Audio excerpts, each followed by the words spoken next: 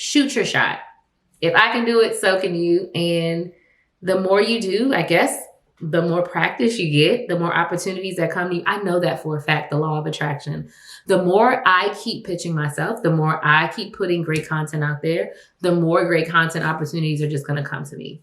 That's a fact. So if you're sitting on content or have this email draft to a company that you know you would be a perfect person to work with, just sitting on it, then you should let it go, release it, send it out and see what happens. The law of attraction also states, like, if you're afraid for things to come to you, if you're afraid to put yourself out there, then things are going to be afraid to come to you. That's just the secret of life.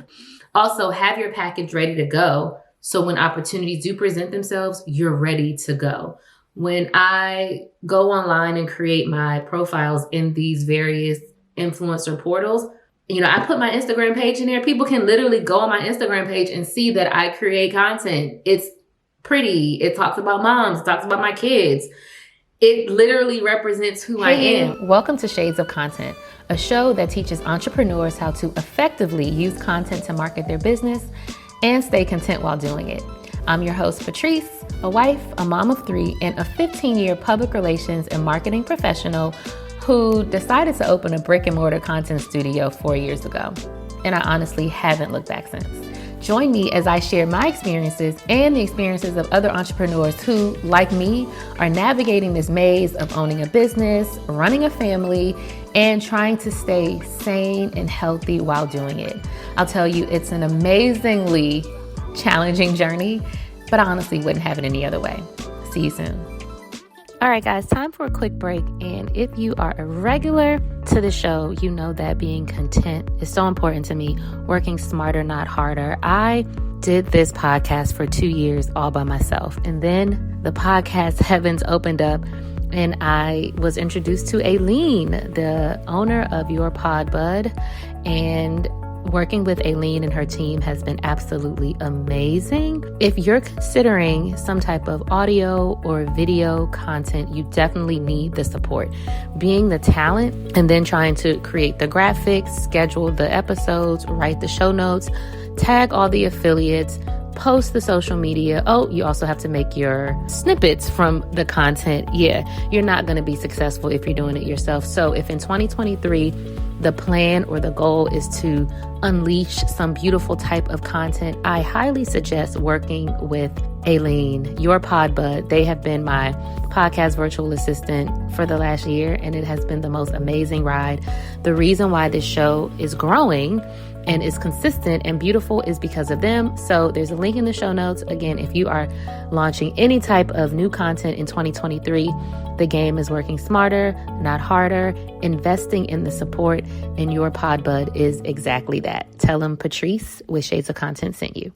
Happy Friday, content mompreneurs. We are back with another Shades of Content episode. I'm your host, Patrice Camo, and I am a bona fide content mompreneur, or you could also call me a content mompreneur. If you're new here, this is Shades of Content. This is the show that teaches content/contentment hacks to busy Black millennial mompreneurs. If you are anything like me, you tuned into this show because not only are you a mom, I have 3 kids, but you own a business that means a lot to you. You're passionate about it. You might also work a full-time job like me. You still like to take care of yourself. You want to work out. You want to travel. You want to eat good. You want to experience good things.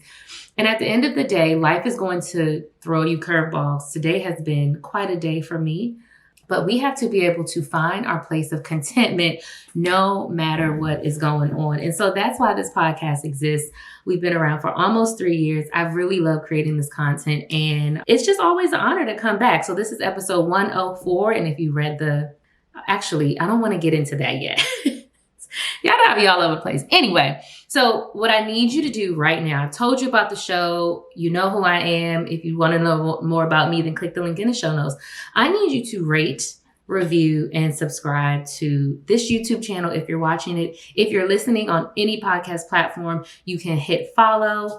You can scroll down in whatever podcast platform you're listening to, and you can write a simple review. If this episode resonates with you, if anything that I put out via this show has helped you, has harmed you, maybe you forwarded it to someone else and it helped them. Tell me about it. Leave a review. Give us a rating, 4 stars, 5 stars, whatever you think we deserve. Give that to the show. This is how we grow. I say this, I feel like every episode. But yeah, this is how we grow. And I really do love creating this content. So let's get into the episode. Today is Friday, January 13th. And I want to send a happy Founders Day to my beautiful sorors, the illustrious women, the dynamic sisters of Delta Sigma Theta Sorority, Incorporated, founded on this day in 1913 by 22 amazing, focused, college-educated women who knew that there needed to be a change. They were part of a social organization that they knew could do more in their community and ultimately in their world. It is an honor to be a part of an organization that is more than 200,000 members strong. I knew that I wanted to be a member of Delta Sigma Theta Sorority Incorporated when I was in middle school. Ms. Drakeford, who was my guidance counselor / SGA advisor at the time, was a Delta, and she, or is a Delta. She was just so strong and so powerful when she walked through the halls of our middle school, Walker Mill Middle School in Capitol Heights, Maryland. I just wanted to learn more about the organization that I saw her in. She was always in her crimson and cream, and it just was like, what's that? And we would talk about it, and I ended up, actually I applied when I was in college at the University of Maryland. I wasn't selected then, right? Timing is so important, and I wasn't ready. But then when I went on I graduated and I did grad chapter, Prince George's County Alumni Chapter, spring of 2008. My line number is number 9, and my line name is Cheers. Funny story. You got to hit me up offline on why that's my line name, but I can't say that I am as active as I want to be. Life is hectic, but it means a lot to be a part of such an amazing organization. I have so many bomb sorors who have, are, and will change the world. And, I just wanted to send a happy Founders Day to all of my sorors. If you hear this, I love you and I'm proud of you. And also, in 2 days, January 15th, is the Founders Day of Alpha Kappa Alpha Sorority Incorporated. They actually are the first Black Greek letter sorority to exist, founded in 1908. Some of my very best friends are AKAs. And so there is just a love that I have for them and for the organization as a whole. Listen, Black women coming together is probably one of the most powerful things that I've ever experienced. And the work that both of our organizations do, Deltas, AKAs, Zetas, SG Row, the work that these Black founded Greek letter organizations that are part of the Pan-Hellenic Council, I'm not even going to mention all the fraternities as well. We focus on the women today.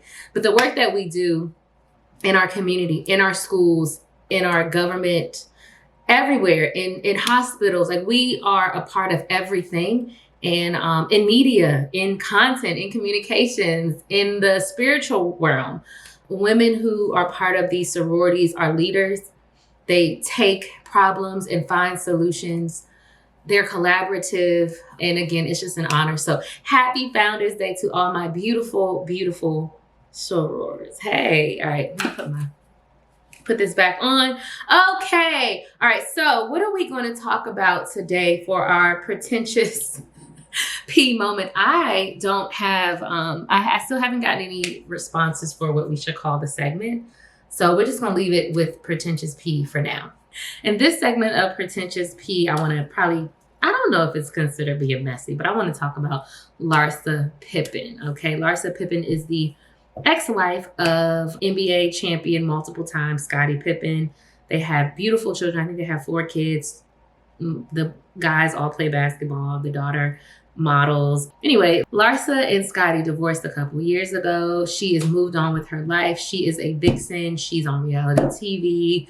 She has a couple businesses. But I think people are paying a lot of attention to her because she likes the young boys. And I saw that there was a picture of her kissing Michael Jordan's son.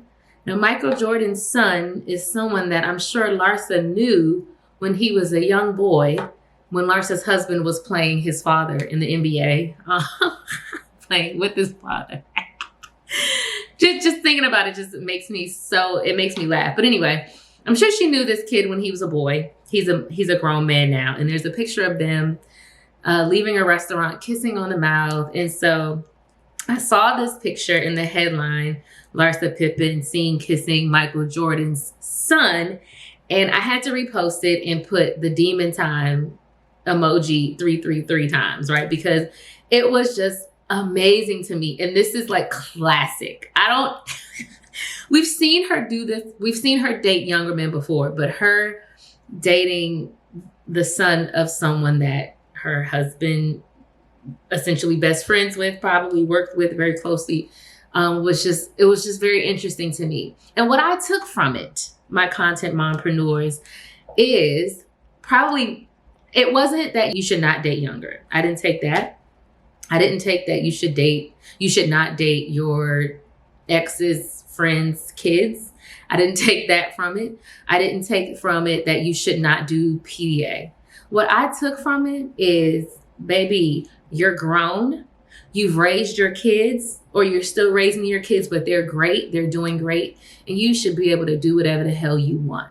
You get your body done. You make your own money. You make a name for yourself, and you do what you want to do. I am so in a season right now where I'm just not in the space of limiting what people want to do or telling people what they can't do. Because you know what? What you do, what you eat don't make me shit. And people should be able to live their lives unapologetically exactly how they want. If she was trying to hide the relationship, if there is any relationship, if she was trying to hide that relationship from the world, she wouldn't have been seen with him out in the world. This is clearly something that they know people are going to want to see. They know cameras are going to be there. They are fine with it. And we should be fine with it too, because if I'm being honest, it ain't our business. And so I really love and appreciate women, especially, who are unapologetically them. I can raise my 3 kids and still go out and party. I can raise my 3 kids and still have a fire body, get my boobs done, and wear a thong on the bikini. I can be all of that, and so can you. And men can do that too. Men can be all the things that they want to be and love who they want to love. But the interesting thing is people never question someone being a good father if he wants to do what he does. But as soon as a woman wants to do what she does and live her best life and be sexy and date younger, it's looked at as, you can't do that. And I'm just not with it. And so shout out to Larsa. I'm team Larsa.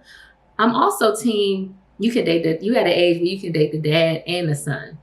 Some of y'all might not agree with me, but my girls who get it, get it. Anyway, shout out to Larsa Pippen. I hope that this relationship doesn't cause any rifts. Now, my concern with that, having a son who plays sports, right? I know how weird and uncomfortable my son would feel if at some point I was like dating one of his teammates or dating someone that he might have went to college with, even if the person was a few years older, someone that he may have had some type of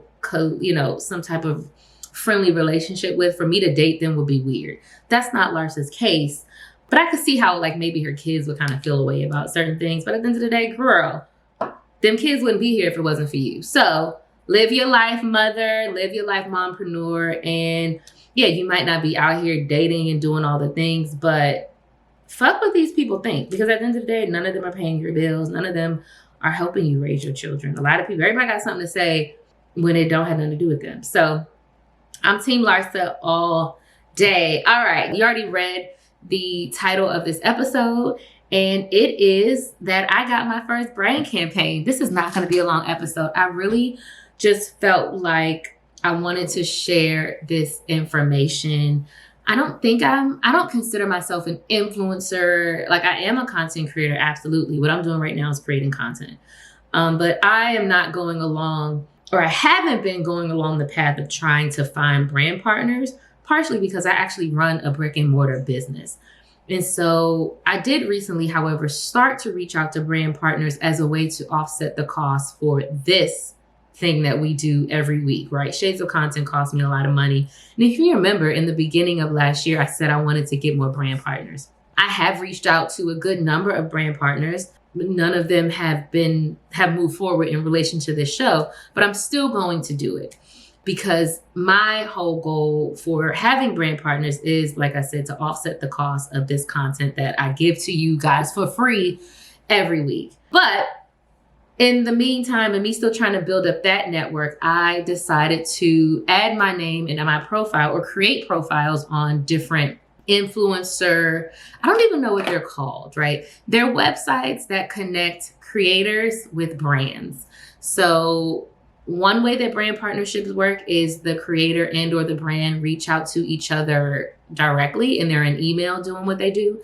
Another way is for a middleman, right? An influencer organization or branding organization to create the portal, which is what I use to connect the creator with the brand. And so the portal that I use is People First. So People First is a creator portal, like I said, that connects brands with creators. And on the site, they have campaigns with big medical companies, big brands. The one that I did my campaign for was with a nonprofit called Free Speech or something like that. And so you create your profile on their page. And then once you create their profile, you put in all your information. You put in your stats. You put in your links to your pages, your number of followers. You put all that information in. And then you can start searching campaigns. And what these portals do is they can take your information and they can tell you immediately if you're a match for whatever the campaign is. If you are a match for the campaign, then you can go ahead and apply. And then the brand representative will go into the portal and see who they want. They'll approve it. You'll get notices to provide the content, and they just take you along. They walk you along the whole process. I'm a part of a few influencer portals. I'm a part of People First. I'm a part of Tribe. I'm also a part of one that's specifically for podcasters called OSA Collective, OSSA.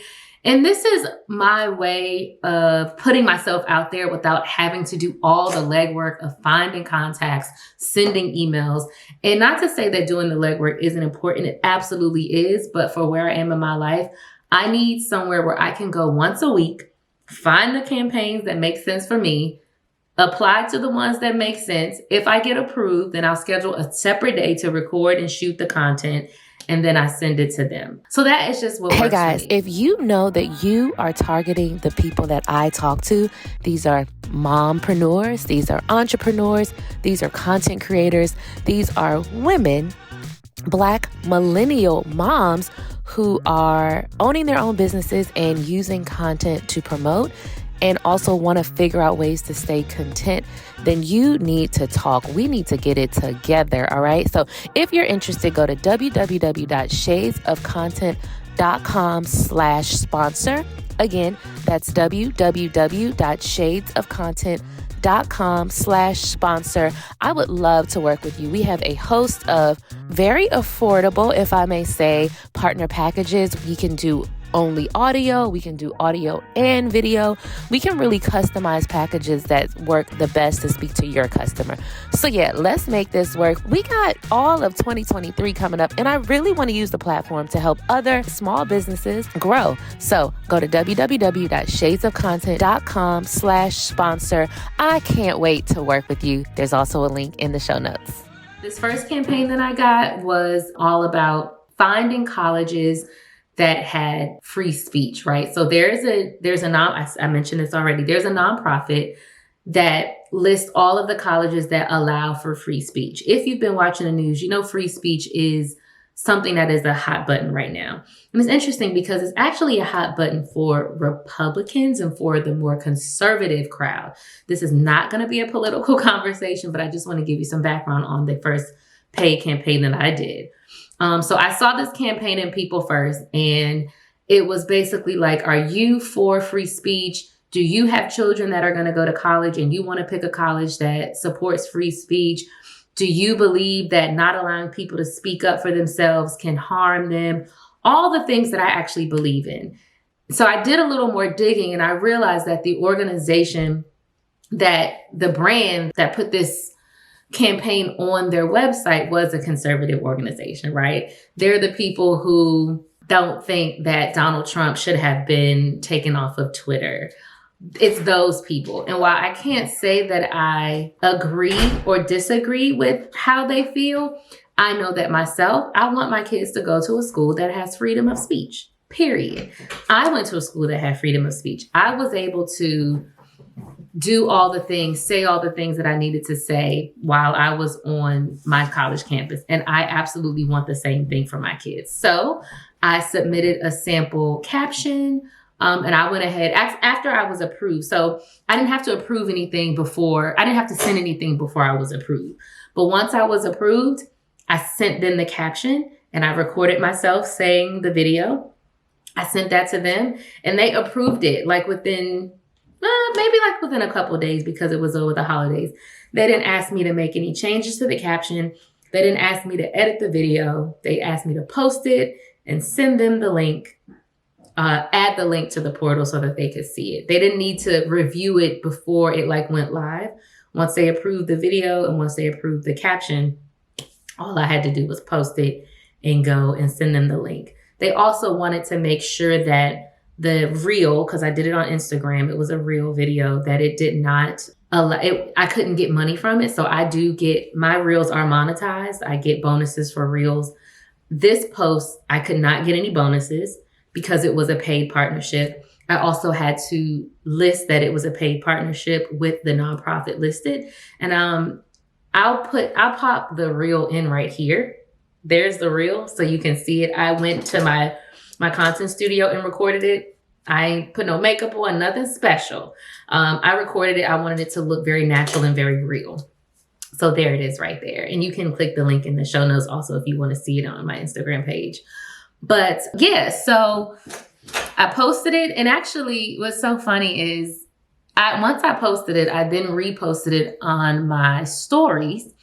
And you couldn't see the whole thing. I put like a sneak peek and then I put the text, my very first brand campaign.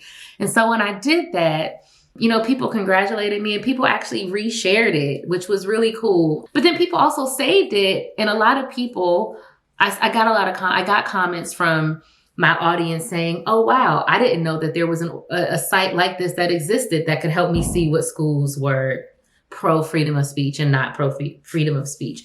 Again, I didn't agree to do this because I'm conservative or progressive. That had nothing to do with it. For me, it was all about, I want my kid, I'm about to be looking for colleges in less than 6 months. Like, I want my kid to be somewhere where he can protest, where he can say what he wants to say, whether he's for or against anything. And so that was my purpose for moving forward with this. There was some hesitancy once I did a little more research on the organization.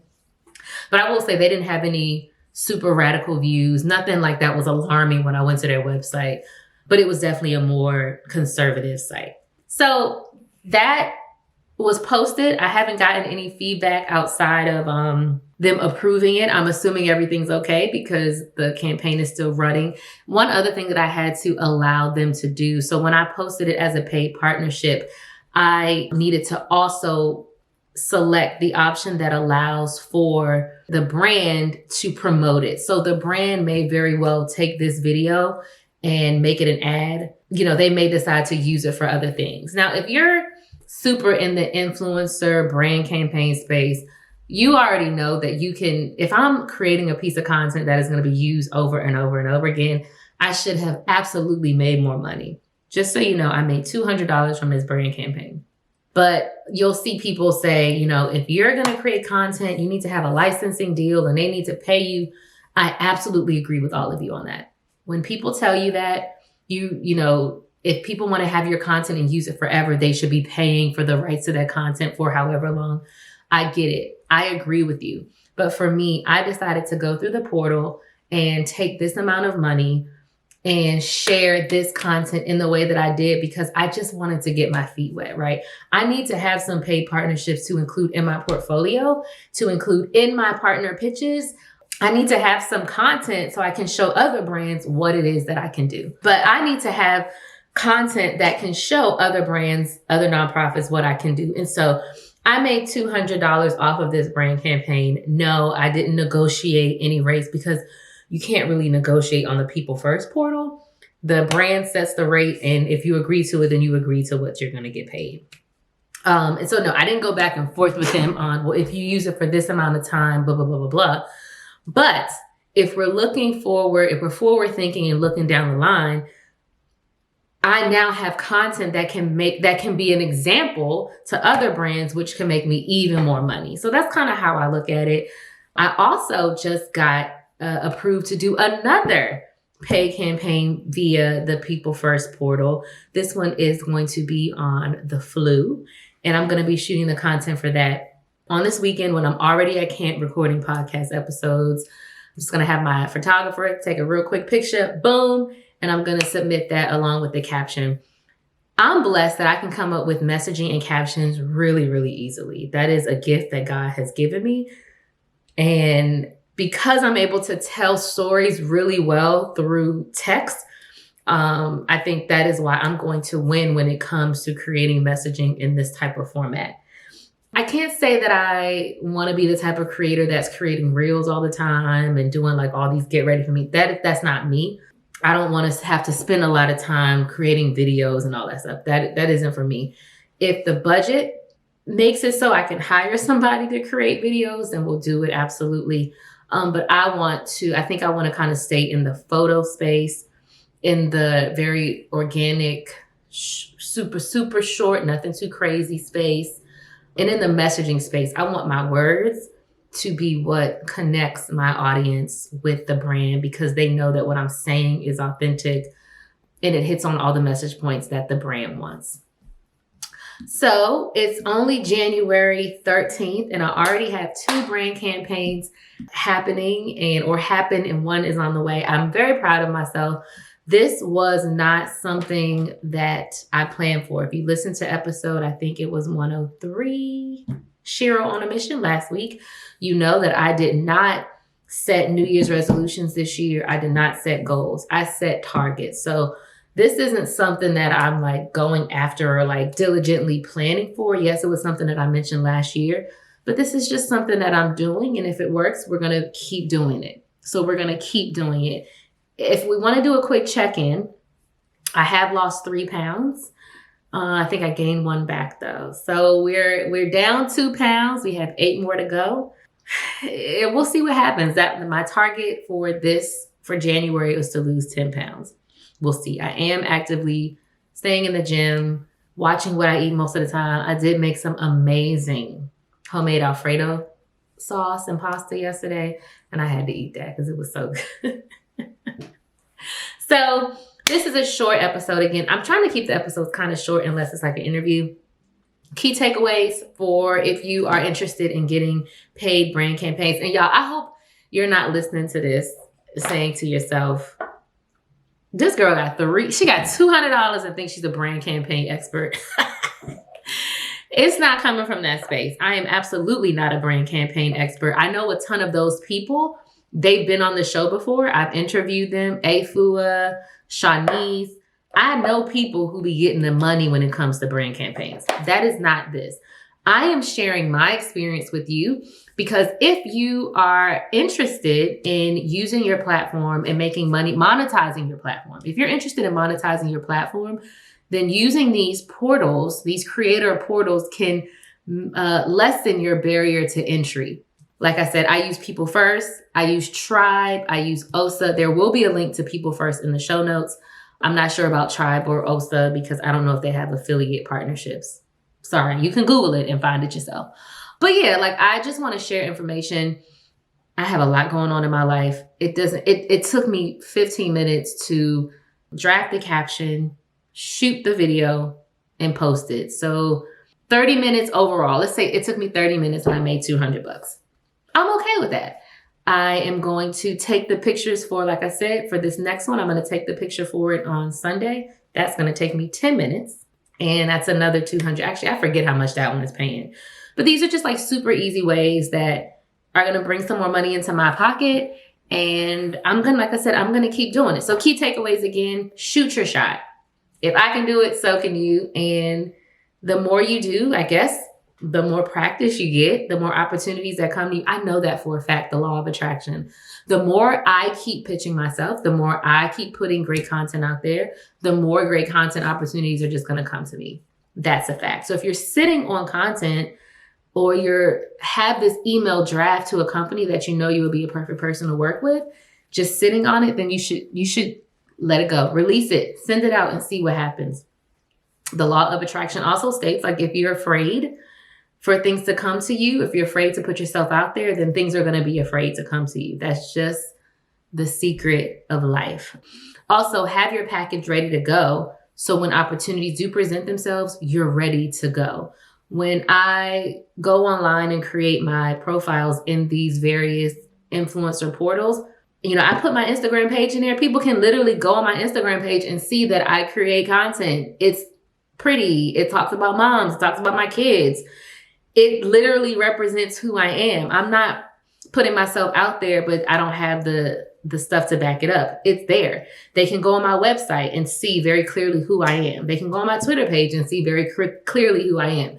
They can go on my YouTube page and see the content that I put out there. So any brand that I pitch to work with or that comes to me, the content is there. It's like, do y'all want to hop on this bandwagon and get with it? Because your girl is already moving. So that's the other takeaway.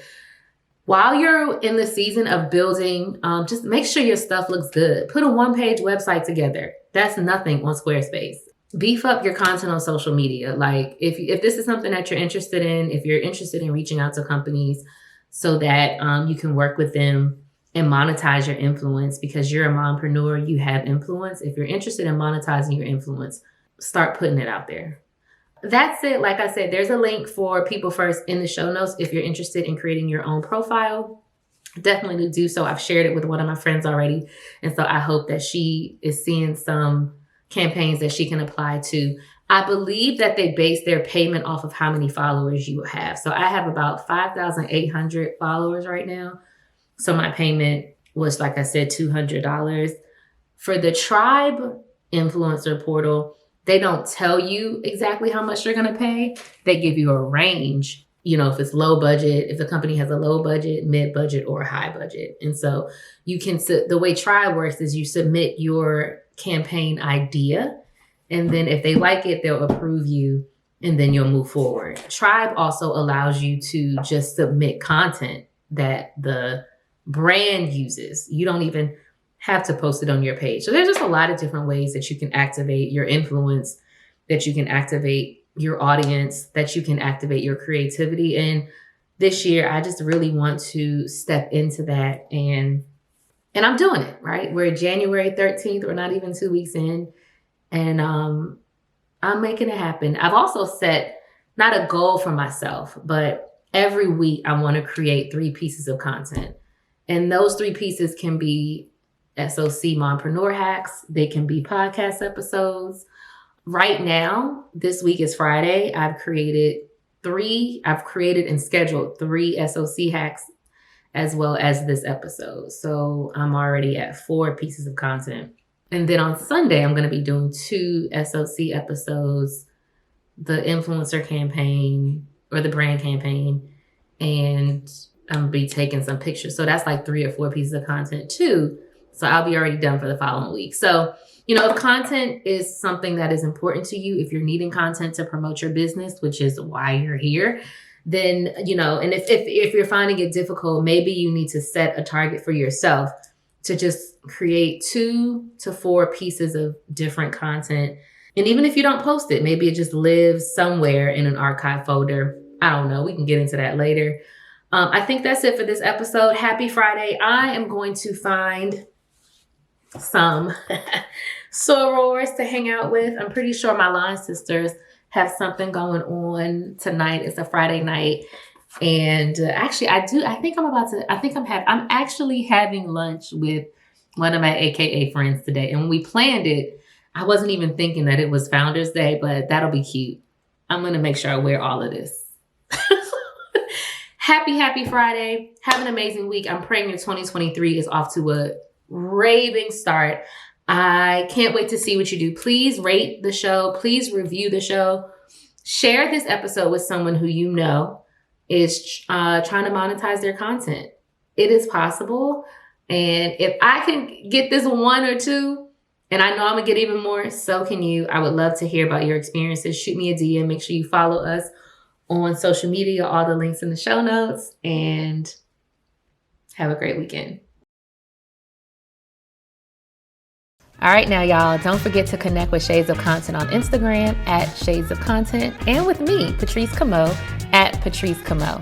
And also be sure to rate this show, leave a review, and subscribe, because that's actually the only way that we're going to grow. I'll see you next week.